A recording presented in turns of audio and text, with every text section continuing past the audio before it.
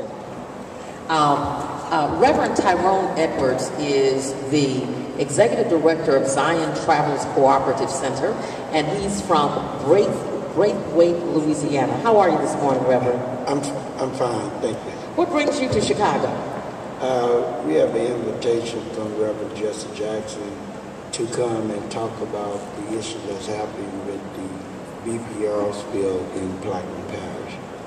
How many people live in Plaquemine Parish? We have a total of about 27,000 people. And how many of those people, or what percentage of them, do you expect work in the industry? I would say maybe around 15%. 15%. And is it something that they have done, their parents, their grandparents? Is it a generational thing for the most part? 4 and 5 generations of people that have been involved in the fishing industry and those who work out in the petroleum industry. Now, what's the average age of the people? Anywhere from 18, I would say maybe 40, 50 years of age. And approximately how much are they earning? Some 50,000, 60,000, 40,000. And how many of those people are now not working as a result of the oil spill? Well, I would say maybe about 2% of the people are not working. So 98% of them are working? No, not working. Oh, 98% of them are not working. Right. Okay, that is extremely significant. So that means that people are not earning money to provide for their families. Correct. That's major. You have been working and watching. Tell us what your role has been as a result of this. You've worked in the community normally, but have you taken on a different role, an additional role as a result of this oil spill? Well, I'd say the continuation of what we do. I've been involved in community activist work for 40 years and been a local minister. We run a program called the Zion Travel Cooperative Center that was organized immediately after Hurricane Katrina to revive our whole community because our community was totally destroyed by Hurricane Katrina and we were still in the recovery mode.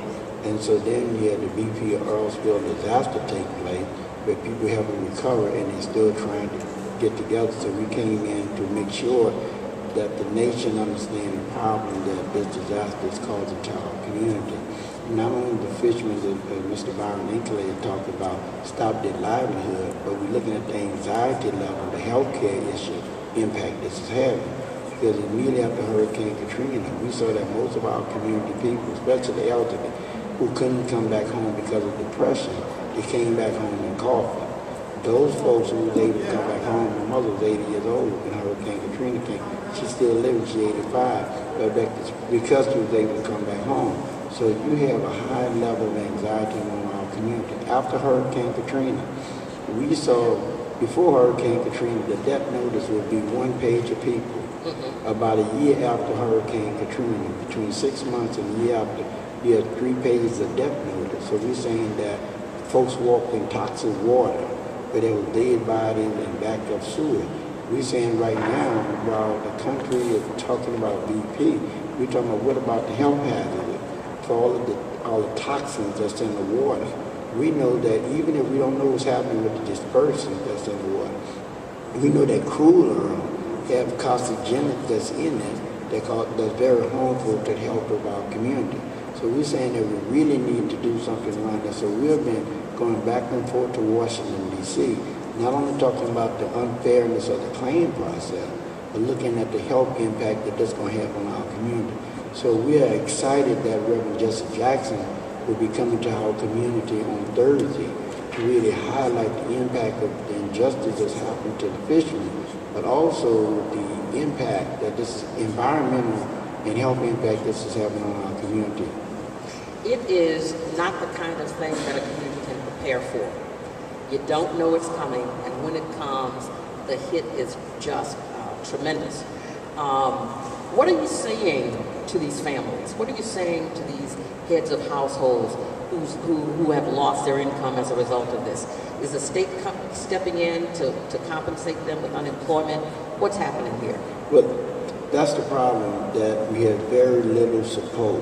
The government has really neglected our community, and we have been very excited that the President of the United States traveled to our community. We're glad that the White House has been coming down there, but our houses haven't changed. The condition in our houses is still remain the same. There's not really very much support that we have received from the government, and so as Mr. Byron Inkler is saying that we're asking for some serious government oversight into this process, where we actually give people money so they can support themselves. Some people still haven't recovered from Hurricane Katrina, so you're still in that anxiety mode, and then to come back now again to lose your livelihood of no fault of your own because of a man-made disaster. We're saying that because of what happened in Alaska, and Alaska is still in the United States of America, that our government should have learned from that incident. So here you have fishermen who worked, and all of a sudden you get a notice that you can't go out and work. Now, the Air Pollution Act states that whenever you have a disaster, you must have a contingency plan. Well, our government, nor BP, nor the Coast Guard had any contingency plan for our community. So they are, even right now, when they talk about the claim process, the claim process started off with fishermen like Mr. Byron Inkler and all these other fishermen. Now the claim process is not about the fishermen, it is about big business and tourism. So once, after Katrina, once you put big business and tourism in, the little fishermen get left out. And so that's why Mr. Inkler is going to Washington, D.C. with the hip-hop caucus and other folks to really put pressure on our local representative, on our national representative, to look at this claim process to make sure that money comes to little fishermen so they can feed their family and support their children. What has been the greatest offense here? The greatest offense is that people were totally disrespected.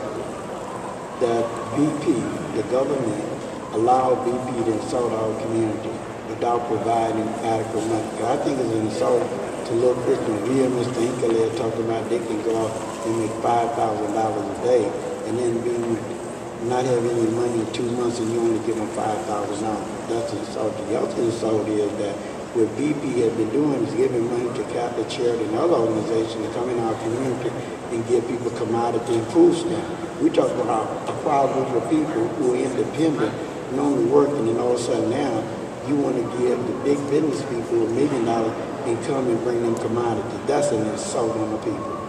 Has there been an appeal, and I'm not talking about a begging appeal either, has there been an official appeal to BP? Has someone said, excuse me, we know you mean well, but listen, you're doing this the wrong way, you're insulting our people. This community does not need commodities.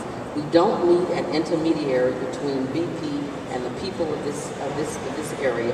You need to come in and you need to meet one-on-one with our folks. Yeah, we did that immediately. When we opened up our claim office, Mr. Byron Inkler brought together all the local fishermen in the area with BP before we opened up the claim office. Before we got the first hazmat training, one of the things we're talking about that we are a proud people, because the BP guy at that day, when guy was talking about the out of work and they don't know how they're going to feed their family, they was insulted by the guy from BP. They're saying, well, we don't have American Red Cross going to come through with 3 hot meals a day. So it started with that first meeting. We said, no, we don't want no commodity. We want money. These guys saying we want to work. They used to work and support themselves. And so we have issued that plea to BP. We've been in Washington, D.C. and told them the same thing, that BP has insulted our community. But not only that they assaulted the fact that the American government allowed BP to do this. We're saying that the same way the American government bailed out the mortgage company and the automotive industry, if the government can find a way to bail them out, they should do the same thing with the little fishermen.